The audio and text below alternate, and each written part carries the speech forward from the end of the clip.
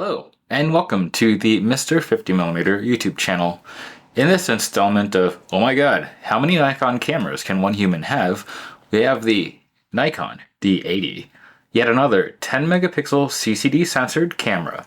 And we'll have a little quick review of it, and of course compare it to its bigger sibling, the Nikon D200. So let's get into it.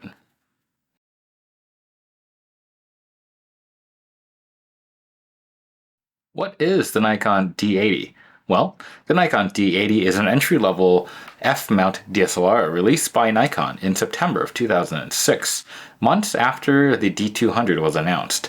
It features a very similar 10 megapixel APS-C CCD, the Sony ICX493 AQA, which is mainly just a slower reading sensor compared to the ICX483 AQA in the D200. Now, the camera has an ISO range of 100 to 1600, which can be expanded to ISO 3200. The shutter is good from 30 seconds to 1/4000th of a second, and flash sync is up to 1/200th of a second. The metering is done via a 420 RGB pixel sensor, the 3D color matrix metering too. There is a built-in flash. See?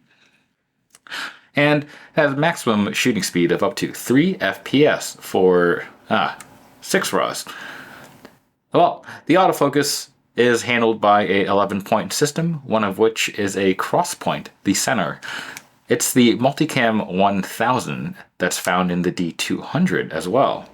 Now, the rear of the camera features a 2.5-inch 230 K-dot display, as seen here.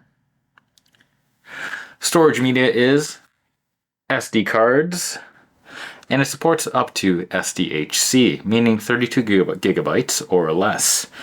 With the battery, this camera comes in at a paltry 668 grams, almost the devil's weight, or 0.67 plena.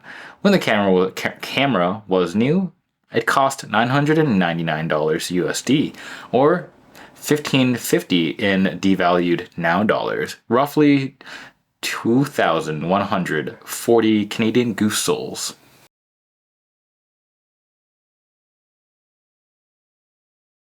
Using the Nikon D80, operation and feel. Overall, feels like a well-made camera. Construction is expectedly entry-level though, with the materials mainly being plastic. But they don't feel thin or cheap. The grip is overall a bit small, but sufficient and deep. Now, despite being an entry-level camera, Nikon doesn't skimp on the controls. There are 2 command dials. One here, and on the back here. And I like that. It's very good. On the top, there's a traditional mode dial, which I do like. There's no interlocks, just a good click. The camera also features a top LCD, which is good for looking at things at a glance, and illumination is green. Might be hard to see with the light, but trust me, it is green. One other thing that's nice about the top plate is that even though it's a bit cramped, they managed to fit in quite a few buttons on the right that you can access while shooting the camera.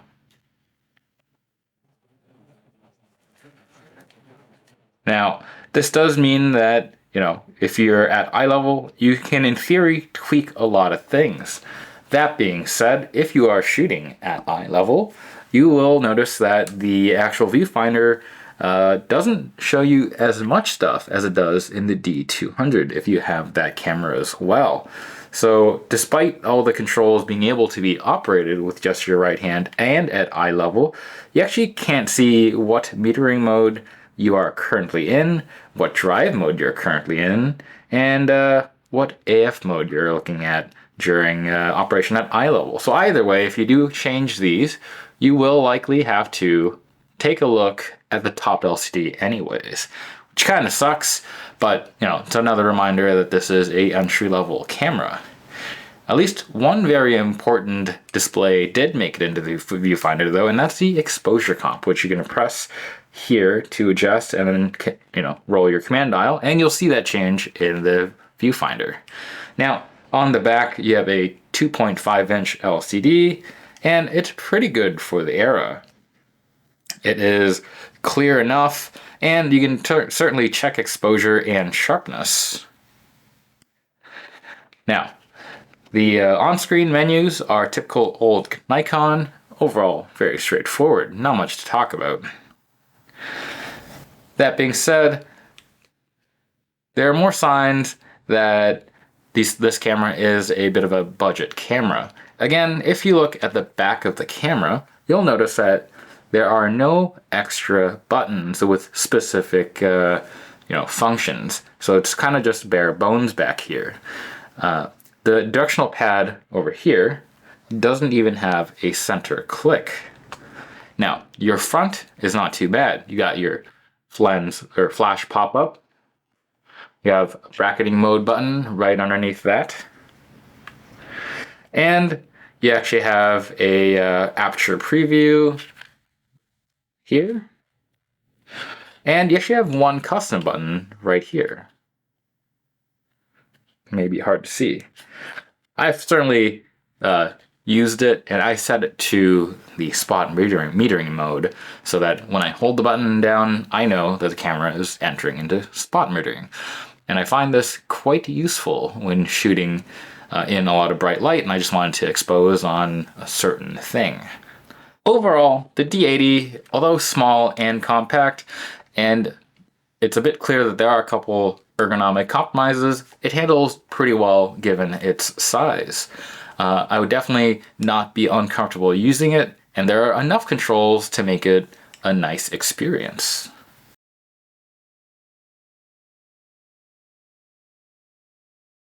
Using the Nikon D80 image quality and autofocus. Now, this has, again, a very similar CCD to the D200, so color rendition is going to be exceptionally similar. Again, 10 megapixels isn't going to stack up that well against other monstrous APS-C sensors of the today future times. However, if you're looking for this camera, you already know that. Now, what this camera does offer is that classic CCD output. As with other lower megapixel cameras though, you should watch out for how much cropping you do. Again, the camera will take great photos from now and for years to come, and they'll view fairly fine on anything that you're looking at social media on, whether that be a phone or a big old 4K display. But another thing to take into consideration, which again you should already be aware of if you're looking at a D80, is that your dynamic range and high ISO on this camera aren't going to be competing with cameras from 2024. But that being said, if you can keep your scene within the dynamic range of the camera, you will be granted excellent photos in return. Again, also with my other reviews, or similar to my other reviews, high ISO will benefit from modern software. Modern noise reduction is really quite good, so I'd happily shoot this camera at ISO 1600 in a pinch. And especially if you're into that AI noise reduction stuff, you'll probably be able to polish up the files fairly good, even if you push them further than that. That being said, I personally am not really one to explore the AI world in my photos, just yet anyways. Autofocus performance on the camera is pretty good for its age. Again, the module's from the D200, so focusing speeds are broadly similar.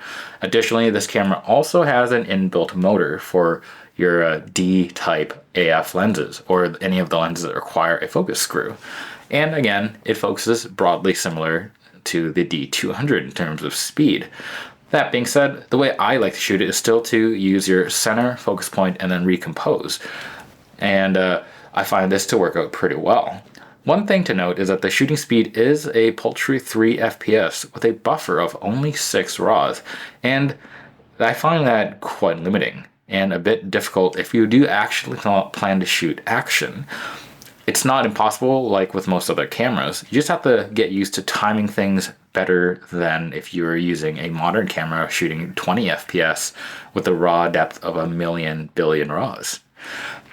But that said, the 6 RAW buffer on this is notable, and I do notice it when shooting bursts.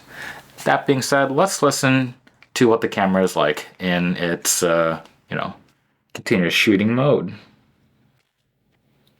Oh, that is not quite continuous.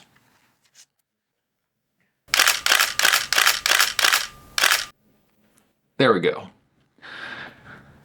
Shutter sound, I find, is pretty good. I'm not sure how to describe it, but it has all the hallmark Nikon clunks. That said, it's not quiet, so keep that in mind if you do need to be a bit stealthy. With that being said and done, let's turn to the photo gallery.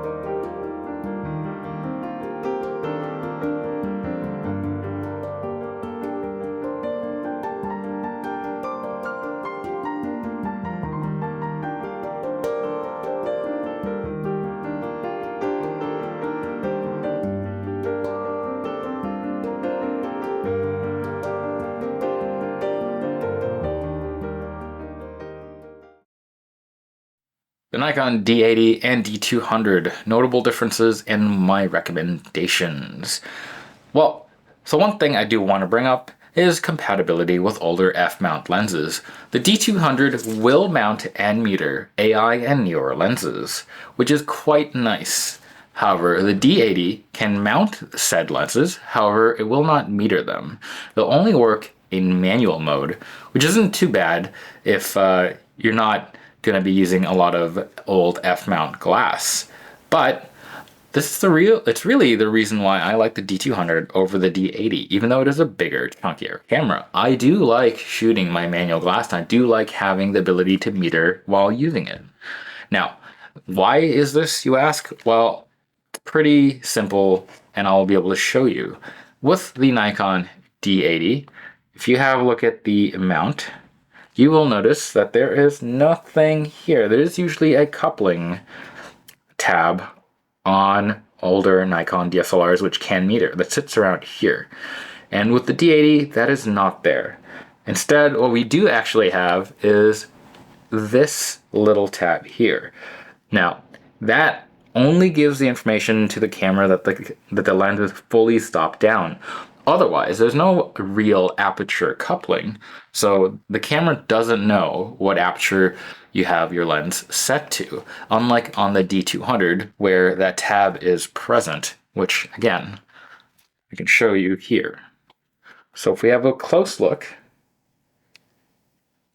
right where my index finger is, it might be hard to see, but there is a tab there, and I'm currently pushing it across, and that indicates the aperture value on the older lenses.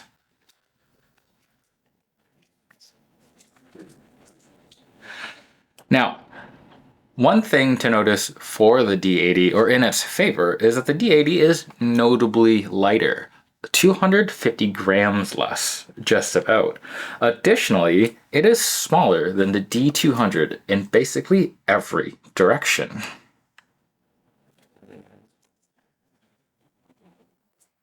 So that's something to note as well. Now, the last thing that I think is kind of important nowadays is the niceties of not having to worry about finding compact flash cards or CF cards, as they are getting less and less common. Being able to just hop into a shop and grab a cheap 32 gig SD card is kind of nice to have, or a nice option to have. And especially if you're not actually that into the older DSLR scene and you don't want to end up picking up more storage media than you need, SD cards might be the way to go. Now, the last thing I do want to talk about is the current going rate. The D80 is currently selling for considerably less than the D200, at least in used DSLR terms. The D80 can be had for around 60 to 90 USD, where the D200 on average is selling closer to 100 to selling closer to 100 to 150 USD. Words are hard. Now, with all that taken into account, here's the thing. If you're not interested in using manual glass on the D80, I would recommend this camera overall. It's a tiny, convenient package. Ergonomics are not as perfect as the D200, but it will get the job done, and the image quality is basically the same. That being said, if you are weird and you are like me, and you like your manual lenses, the D200 is worth the extra dollars. And like I said, ergonomics are all around better than the D80, owing to the more buttonage and bigger body.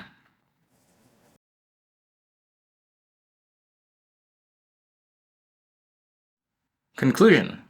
The D80 really can be considered a baby D200. It's physically smaller, it's lighter, somewhat simplified, and with a little bit of a reduced function set, but still makes for an excellent CCD shooter in the age of big megapixel APS-C cameras. So what do you think of the Nikon D80? Do you have one? Do you want one? Or do you have a Nikon that you prefer other than the D80? Let me know in the comments below. And as always, don't forget to like, comment, and subscribe. Until next time, bye.